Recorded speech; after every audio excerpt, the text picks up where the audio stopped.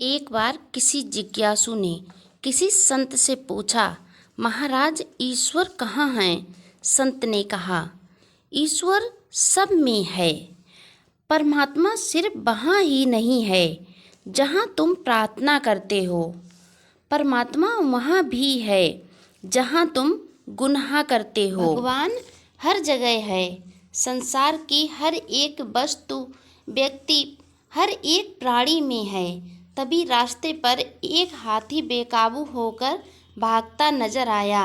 पीछे पीछे महावत चिल्ला रहा था, रास्ते से हट जाओ, हाथी पागल है। संत तो एक तरफ हो गए, लेकिन जिज्ञासु संत की बात याद कर रास्ते पर ही खड़ा रहा और सोचने लगा कि जब मैं सब में ईश्वर है तो इस हाथी में भी होगा। हाथी चिंघाड़ता हुआ जिज्ञासु के पास आया और उसे सूंड में उठाकर दूर झाड़ियों में फेंक दिया। उसे बहुत चोट आई। संत उसे देखने गए तो उसने पूछा, महाराज आपने तो कहा था कि ईश्वर हर जगह हैं, सब में हैं, सभी प्राणी में हैं, फिर ऐसा क्यों हो गया? हाथी में भी अगर ईश्वर था तो उसने मुझे निर्दोष पर हमला क्यों किया?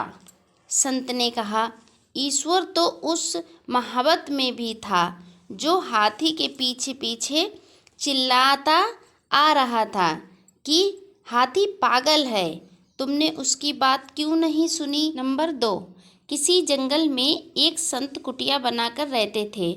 उसी जंगल में एक डाकू भी रहता था। जब डाकू को पता चला कि संत के पास कीमती हीरा है, तब उसने निश्चय किया कि मैं संत को बिना कष्ट दिए हीरा प्राप्त करूंगा। इसके लिए उसने अनेक प्रयत्न किए, लेकिन वह असफल रहा। तब एक व्यक्ति ने डाकू को सलाह दी कि वह साधु का भेष धरके संत के पास जाए। डाकू ने वैसा ही किया। डाकू साधु के पास में संत की कुटिया में गया और बोला, महात्मा जी मुझे अपना शिष्य बना लें। संत ने कहा, ठीक, अगर तुम शिष्य बनना चाहते हो तो मुझे कोई इतराज नहीं। संत ने डाकू को कुटिया में रहने का स्थान दे दिया। जब भी संत उस कुटिया से बाहर जाते, डाकू उसके सामान में हीरा ढूंढने लगता, लेकिन कई दिनों के बाद भी उस डाकू को हीरा नहीं मिला। अब वह बहुत परेशान, उसके मन में कई अच्छे बुरे विचार आते। आखिरकार एक दिन उस डाकू ने संत से कह ही दिया, महात्मा जी मैं तुम्हारे पास एक लालच से ही आया था। संत ने उस डाकू से कहा, वह कौन सा लालच था जो तुम्हें मेरे पास लाया था? तभी उस डाकू ने कहा, मैं तो केवल हीरा पाने के लिए साधु बना था। और उसने सारी बात संत को कह सुनाई कि जब आप कुटिया में नहीं होते तो मैं तुम्हारे सभी सामान में हीरा ढूंढता। ऐसा मैं हर रोज करता, लेकिन हीरा मुझे अभी तक नहीं मिला। उस संत ने डाकू की सारी बात सुनी। सुनकर मुस्कुराते हुए बोले, लेकिन हीरा नहीं मिला बेटा। मैं जब भी बाहर जाता था तो हीरे को तुम्हारे बिस्तर के नीचे रख जाता था। तुम मेरा बिस्तर तो देखते थे, लेकिन अपना बिस्तर नहीं देखते थे। एक तुम ही नहीं, इस संसार में हर एक प्राणी ऐसा ही करता है। वह स्वयं में कुछ नहीं देखता, दूसरों में ढूंढना चाहता है। चाहे वो भगवान हो या बुराई हो, वो दूसरे में ही देखता है। खुद की बुराई उसे नज़र नहीं आती, दूसरों में नज़र आ जाती है।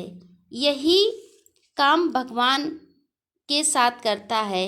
इस संसार के लोग भी भगवान को बाहर ढूंढते हैं, जबकि भगवान आंतरिक मन में विद्यमान हैं। नंबर 3, सत्य के मार्ग पर चलो। एक नगर में एक संत पधारे। उनके उपदेशों का असर यह हुआ कि धीरे धीरे उनके अनुयायियों की संख्या बढ़ने लगी। इससे उसी नगर का एक पुराना धर्म उपदेशक विचलित हो गया। उसे लगने लगा कि अगर संत ज़्यादा दिन इस नगर में रहे तो उसके पास सत्संग के लिए कोई नहीं आएगा। वह संत से जलने लगा और उनके विषय में अनाप शनाप बातें फैलाने लगा।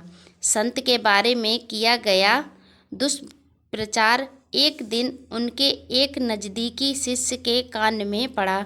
शिष्य ने संत जी को तत्काल इसके बारे में कह सुनाया।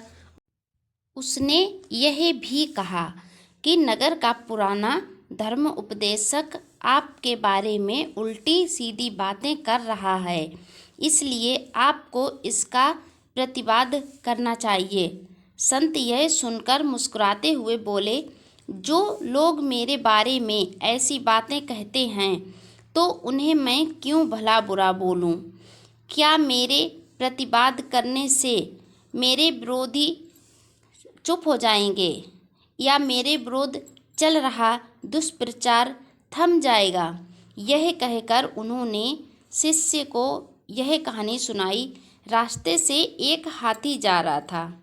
उसके पीछे कुत्ते भौंकने लगे, लेकिन हाथी अपनी मस्ती में चलता रहा।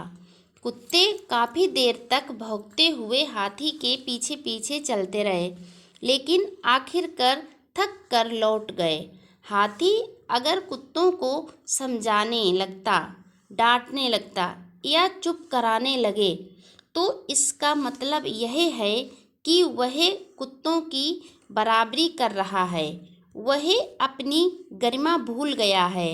हाथी की गरिमा, इसलिए आप लोग मेरी बुराई सुनकर परेशान ना हो और सत्य के मार्ग पर चलते रहें। संत की बात सुनकर शिष्य के क्रोध का समाधान हो गया। उसका क्रोध बिल्कुल समाप्त हो गया। उस संत ने शिष्य से कहा, इस संसार के लोग अगर आपकी बुराई कर रहे हैं तो वे करते ही रहेंगे। आप उन पर ध्यान मत दीजिए। अपनी पीड़ा के लिए संसार को दोष मत दीजिए। अपने मन को समझाओ। तुम्हारे मन का परिवर्तन ही तुम्हारे दुखों का अंत है।